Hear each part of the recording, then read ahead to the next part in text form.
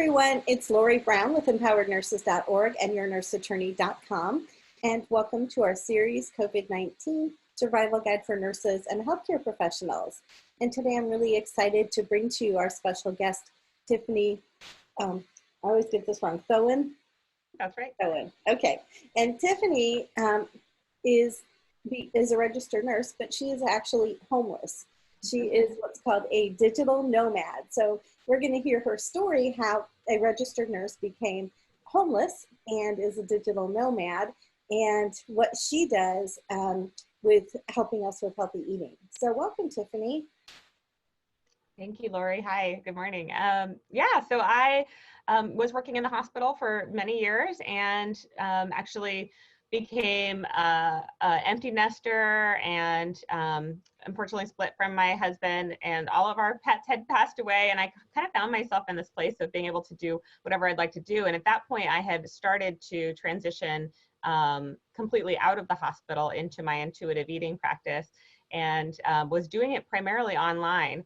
And so found that I was able to just start traveling.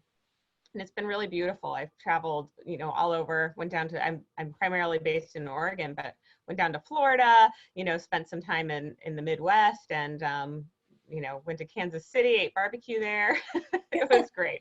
So I've been really enjoying it. Of course, right now I'm currently parked, but loving still working with people online so that, we can still see each other.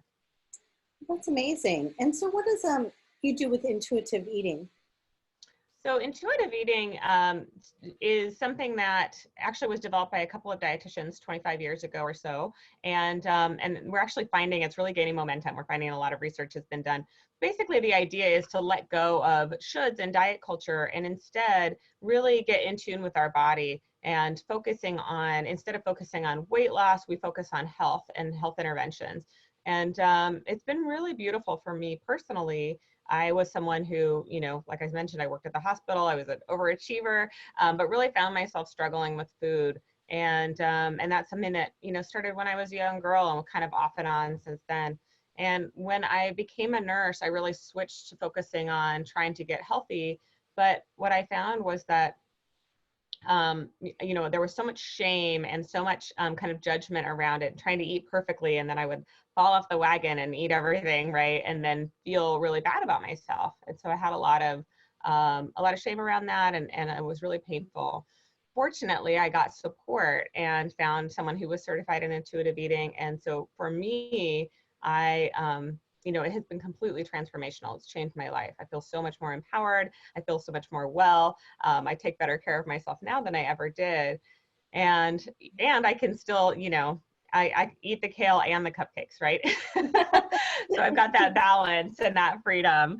Yeah. Along the way, I actually got certified as an integrative nurse coach under my nursing license. And so I was coaching in health and wellness, but when I discovered intuitive eating for myself, I realized how much of a need there is, how many, in particular women, but high achievers and, people who really hold themselves to a high standard, how much we're really beating ourselves up around food. Yeah. And so I wanted everyone to be able to have that same freedom that I found and to shift into using, instead of having all that mental and emotional energy going towards struggling with food in our body, instead have that go towards caring for ourselves and doing the things we're really passionate about doing in the world. So that's kind of been my journey. That's so interesting. Yeah. And I have since gotten certified. I didn't mention that, but I did get certified in intuitive eating as well as a certified intuitive eating professional counselor. Oh, great. Okay. So during this unprecedented time in our history with this COVID-19, what advice do you have for nurses and healthcare professionals to take care of themselves? Yeah, so it's really interesting because I've been seeing an uptick in how much people are kind of posting about or talking about struggling with emotional eating, stress eating, and and often it's people who are at home, but for nurses who are working at the hospital, they're under even more stress and pressure, right? Because they're potentially being exposed to this virus. They're also worried about their families, bringing something home to their families, having to care for their families who are at home while they're also working. So it's so much stress. And so first, I just want to say it's really normal to use food to soothe. It doesn't mean that you're bad. There's nothing wrong with you. You're not broken. It's a really normal response. When our cortisol levels go up, we have an increased desire for food. When we feel stressed, we're trying to find something to kind of calm or soothe us. And if you think about that little baby, who's crying and they get a bottle, right? They get held and they get a bottle. So we associate food with comfort. And there are like really good physiological reasons for that. However, kind of like I expressed, it can feel really, really bad, right? We can have a lot of shame around it, and we can tend to kind of beat ourselves up. And so, my first tip is to let go of judgment around that. Recognize that as a nurse, you are awesome at compartmentalizing those feelings, right? Right. So when you're at the hospital or when you're at work or even when you're at home, your kids need something, we tend to put ourselves, our needs on the back burner, and we're able to really focus on the task at hand. I just had a family member, their spouse had a bad fall. And she said, he was out, and she was like, I'm just terrible at these kinds of things. And it's like, well, actually, that's the normal response, right? But nurses don't do that, right? We hold that stuff back. Right. So by shutting down all of those emotions, like I said, it's kind of a superpower, but there are consequences, right? Those feelings are still there. And we're experiencing so much kind of secondary trauma all day long, normally even. And then right now it's super heightened. And so, having gratitude for our bodies and for those, that ability, but also recognizing that at some point, those feelings have to be felt, right? And those sensations have to be honored and acknowledged. And so that would be my first tip, is really finding times when you can unpack. And maybe it's not right now, right? Like maybe right now you're like, I just have to get through this. But if that's the case, then beating yourself up about food isn't, that's going to be a natural coping, right? So we need to find kind of some balance within that. Like, okay, either I'm going to just push through this, or I'm going to try to, honor myself as best I can and find little spaces where I can feel those feelings. Right now, it seems like the hospitals are like everybody wants to help, and so they're sending in all kinds of food, like donuts and brownies and cupcakes and all this good stuff and candies, and to the nurses station, because they're so thankful for what the nurses are doing. And how do you avoid you want that instant source of sugar to keep you going, and how do you avoid that? Yeah. So that was, I do want to go back and do a body scan in a little bit here about unpacking feelings, but that was kind of my next tip, was really eating frequently. And so doing your best to have food readily available. What I used to do, actually I still do, but it was more important when I worked at the hospital, is I would make kind of a breakfast hash and have that, for either pre-work, or if I wasn't hungry pre-work, like my, mid-morning, I would try to go dash away for a minute, eat that, and have, bars in my pocket, right? My spouse was really good about, when I was done working a 12-hour shift, he would have food ready for me because he knew I was going to be just like famished, right? And so whatever resources you can to kind of batch cook, have stuff around, have things readily available, and eating really frequently. Because if you look at your food patterns, you may notice that on days when you skip lunch, maybe you're too busy or whatever was going on, when you get home, you kind of come down, you're in that fight or flight state. And then you come down from that, you're going to be ravenously hungry, right? Yeah. And that's because our body thinks we're going into a famine mode. And when that happens, our hunger and fullness signals, so our hunger signals actually go up, and our fullness and satiety signals are suppressed. And so we're going to have this like voracious appetite, and that we're not going to feel full. Until we're to that point where we're like, oh, now I'm uncomfortable, I'm so full, right? Like I really overdid it. And that's a natural defense mechanism. So if we can avoid that by eating really frequently, that's going to help us to not necessarily feel like we need to dip into the donuts every hour or so, right? And not feel like we need to eat a huge meal at the end of the day. Do you have any suggestions for nurses who are in PPE and they don't want to keep, every time they go on a break or go to the bathroom, they have to change? So is there something you can recommend to sustain the energy? Yeah, that's a tough one. I would say, before, definitely eat breakfast, even if you're not hungry, before you gown up, and maybe you can find something like a shake or something that you can kind of sneak in there. But really just know, like, if you're not pausing to eat, you're going to have that very normal physiological response at the end of the day. So at least have some grace with yourself about, oh, I didn't eat all day long. It makes sense. That was a choice, right? So Yeah. with intuitive eating, we let go of judgment, but instead we still use discernment, right? Right. So you can right. still be like, am I going to choose to not eat all day and then be really overly hungry later, or am I going to take that time, take stuff off and eat so that I don't have that consequence later. So it's really up to each individual and what their circumstances are, right? Right, right. And what about if nurses are at home? What advice do you have for them to be healthy and eat healthy? Yeah, so at home, what I'm finding, it's really interesting. I just did a video about this actually on Facebook, about our circadian rhythms are all off right now, right? Mm-hmm. And a lot of people, like I mentioned, they've got kids at home right now, or they may have a spouse that's coming. I know a lot of people whose spouses are doctors or work at hospitals as well. So spouse is kind of coming home and they're worried about the exposure for the spouse and for their family. So one thing that I'm really finding is that extra screen time, that blue light at night, is really influencing our circadian rhythm. So then we're kind of having this, like, I just kind of want to eat like carbs all day, every day. And that's what happens when our cortisol is off, right? Mm-hmm. Yeah. We're not sleeping well at night. So then in the morning, we kind of feel like we need some, like, a pick me up, and dragging all day. And so really trying to keep that schedule normalized, and, less screen time at night. You could do blue blocking. I actually have some right here. You can do blue blocking goggles. So these are just UVEX, and they're like $10, and they block out 99% of blue light. You can also set your screens to dim. Yeah. In fact, so my computer, ones at Costco of the blue light. Yeah, you can. Yeah.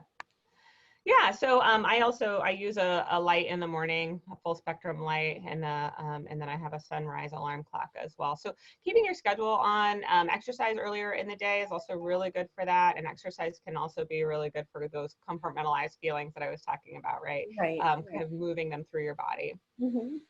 Yeah. Great. Oops. Sorry. Any other tips that you have to help nurses during this difficult time to stay healthy? Because if you eat healthy during this time, it's going to help you with your immune system. Yeah, absolutely. So I do want to go back to the body scan piece and kind of unpacking your feelings. But for now, I do want to say, in terms of eating healthy, so with intuitive eating, like I said, we don't do restriction. There's no, this food's bad and this food's good. All foods are kind of emotionally neutral. But what we do instead is focus on what does our body want or need, and really getting in tune with that. And so I was really surprised to find, when this whole thing first started, I did find myself eating more chips and, these kinds of things. But over time, as I kind of got really clued into what's my body telling me, I started craving things like sweet potatoes, more kale. I made this big pot of soup that was like a lentil sweet potato and kale soup, and it had like ginger and turmeric and all of these spices. And so really listening to those signals, and actually by adding in more spices, you're not only getting the nutrient benefits of those, but you're also getting more satisfaction, more taste satisfaction. And so really honoring that as best you can. Some of us have less access to food right now. I'm getting low on my supply as well. But really honoring those desires, because when we have an increased satisfaction, we absorb the nutrients better, we digest the food better. And we actually, we also, when we have more satisfaction, our fullness and satiety signals kick on more strongly. And so we're going to feel more satisfied. So really eating, nutrient dense foods, but the foods that you're really wanting or desiring, because your body's wise, right? So, mine has been craving all of these anti-inflammatory foods. And I feel so blessed, because I'm like, yeah, that's keeping me really, it's keeping me healthy. So. Well, I would be shocked if I craved kale. It's surprising. I know a lot of people don't, but I I think I was actually for a while having some nutrient deficiencies, and I got into kale chips and I was Oh, obsessed with them, but they're like, $6 for a little yeah. bit. So then I But started eating. are good. Yeah. Yeah. And that's easy to throw in, like I said, easy to throw into a scramble or a Mhm. hash or soup. So, like this week I've got a couple of cabbages and I shredded them all up. And so I'm throwing that into my breakfast hash in the morning. And so just adding those things in, but in a way that doesn't feel like a should, right? Like I Yeah. have to eat a salad every day for lunch. Like nobody Yeah. wants to do that, and it's not really sustainable. So And I love your approach. There is no diet. This is just listening to your body, what your body needs. And there's no right or wrong. You don't have to feel guilty because it doesn't serve anything. yeah, one great example, I was talking with a potential client recently, and she was kind of beating herself up about having eaten pizza. She's very focused on eating plant-based, and that's what feels most good to her. I don't, I'm not vegetarian, but whatever feels good to Yeah. people, for other people. So she was beating herself up, and when we started talking about it, she was moving, and she normally eats very small meals, kind of all day, and very like light foods. And I was just saying to her, well, you're actually physically moving boxes, you're getting a lot more steps in, you're also stressed, maybe your body just needed that right then. And it was like a total shock to her. Right. Yeah. And so and she started thinking about it, and she's like I ate an amount that felt good to me. I didn't eat beyond fullness, and started unpacking it and realized like, oh, I probably just did actually need some more calories because I was moving. Yeah. So our bodies are pretty wise. And when we let go of all of the judgments around it, those judgments really prevent us from having that body attunement, right? Mhm. So we can get really curious instead and start to see like, oh, what is it about this food? One thing I noticed I've been craving is avocado toast. Oh, And yeah, and then I started not feeling well the other day, and I got a little worried. And so I was trying to increase my vitamin C, but we don't have any citrus fruit on hand. And I don't have any actual vitamin C on hand, which is so funny because I normally do. But yeah. yeah, so I was looking at like what vegetables have, and avocado actually has a decent amount of vitamin C. And so I was like, oh, I bet that's why I was craving avocado, right? Yeah. It's also just delicious, but Yeah. Well, great. So I understand you have an experience for us, the body scan. yes, the body scan. Okay, so this can be great to do anytime, and it can be great to practice anytime. You don't necessarily have to do it when you're stressed or feeling emotional. What I would say is if you can, after your shift, like sitting in your car before you leave the hospital or before you walk into your house, that is an amazing time to do it if you can. Because really the idea is we've been holding back, pushing down all of these sensations all day long. And those are going to get louder and louder until you notice them and allow, right? Right. And so taking that time, creating that space, making sure you're feeling safe, right? Because a lot of times we're in that fight or flight mode. So getting to a safe space and then allowing ourselves, do a couple of deep breaths. And so you want to try it with me right now? Sure. Let's Okay, do great. So go ahead and, just get comfortable in your chair. And then with the breaths, really what I recommend is focusing on the exhale, making sure you're actually fully exhaling and your shoulders drop and your chest drops and all the air comes out of your lungs. So go ahead and just do a couple of deep exhales on your own.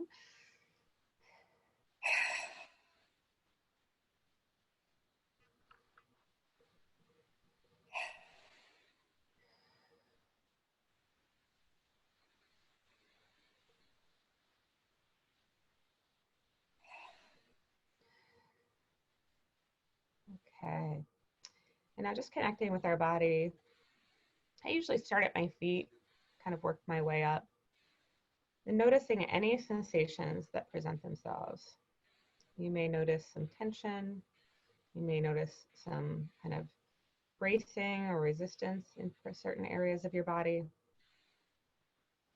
And initially, you're likely going to be noticing mostly musculoskeletal sensations, but as you go up your body and start to get into your visceral areas, you may start to notice other things.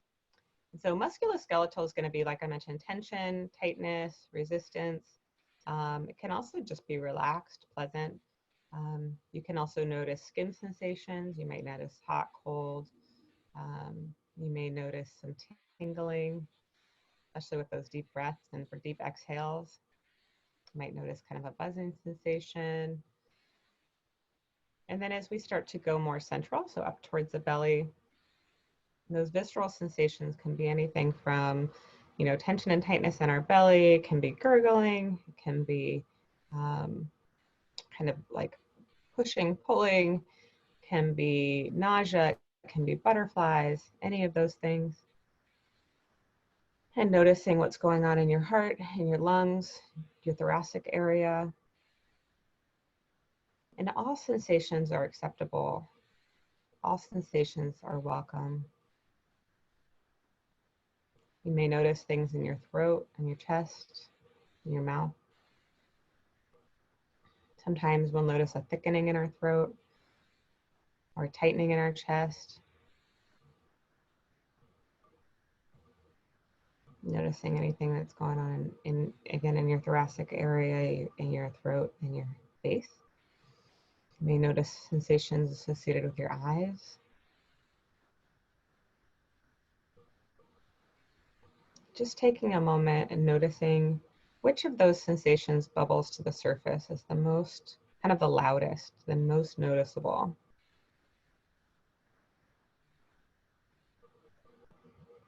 And we don't want to try to change it or shift it. The goal is not to make it do anything.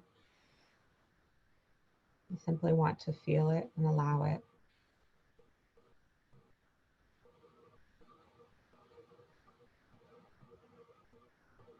Noticing if you're able to hold on to it, if it shifts or changes at all.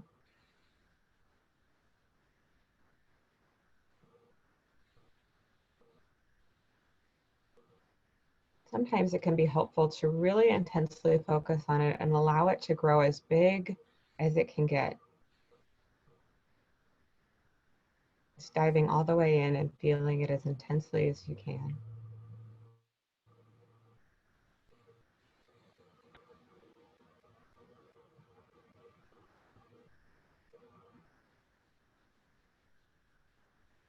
Now, if it's really intense feeling, it can be helpful to start to allow parts of it to kind of bubble out. So if you're feeling it in your thoracic area, see if you can allow it to go into your back and down towards your pelvis and up towards your shoulders. You can even send it into your arms and your legs.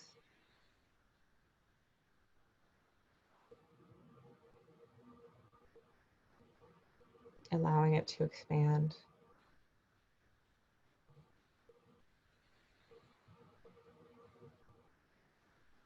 And then noticing how does that shift the sensation or the feeling that's associated with it.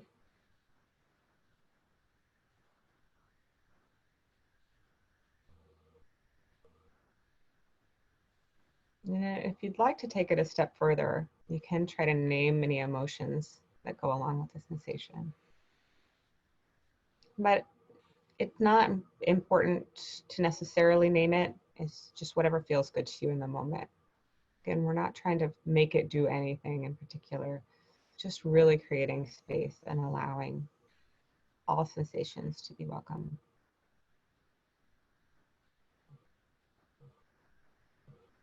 Okay, then go ahead and take a few deep breaths. Deep exhales here.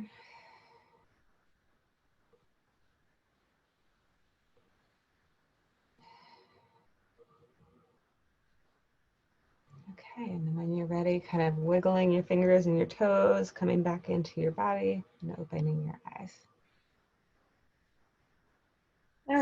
Being still for a couple minutes just felt so good.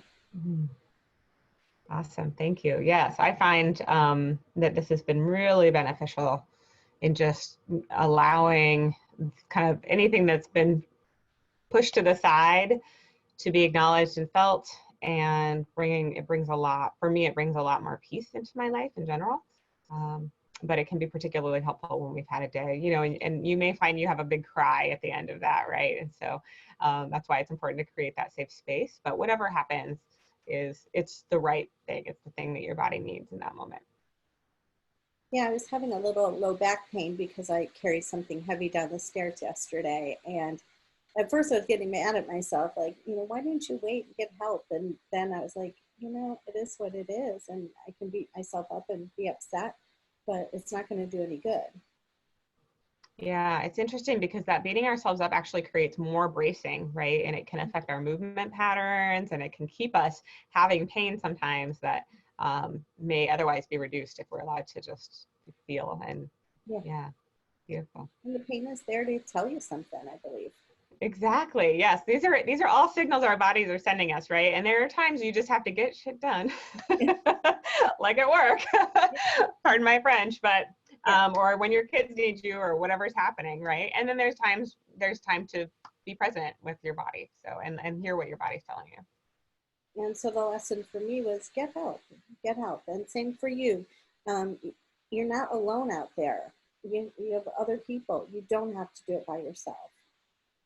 Yeah, I think for nurses it's so challenging because our system isn't set up a lot of times designed to really support us, and also we tend to be the kind of people that want to take care of everything for everyone, which is a beautiful desire, right? But it's really hard on us. So yeah, absolutely, I agree with that 100%. Get support.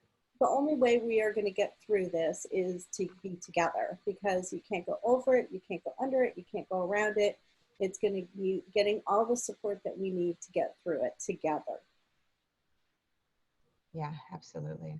Yeah. So, Tiffany, I so thank you for your amazing information. I'm sure that our viewers are going to find lots of value in it. Where can they reach you if they'd like to learn more? Oh, great. Yes, my website is coachtiffanyRN.com. And my email is tiffany@coachtiffanyrn.com. So pretty easy. Okay. Well, so in the meantime, I want to thank all of you nurses and healthcare providers out there for being on the front lines, for being the heroes that you are for this country. But to remind you to please take care of yourself. I hope that you find the information in this video useful, and please share it with everyone you know, because there's lots of great tips in here, no matter whether we're in the middle of the COVID crisis or at any time. And so please share, have them sign up at empowerednurses.org/COVID, and stay tuned for our next video. Bye, everybody. I love you guys. You're amazing. Keep doing the hard work. Thank you so much. We are here supporting you, behind you, praying for you. We're there for you. Bye, everyone. Bye.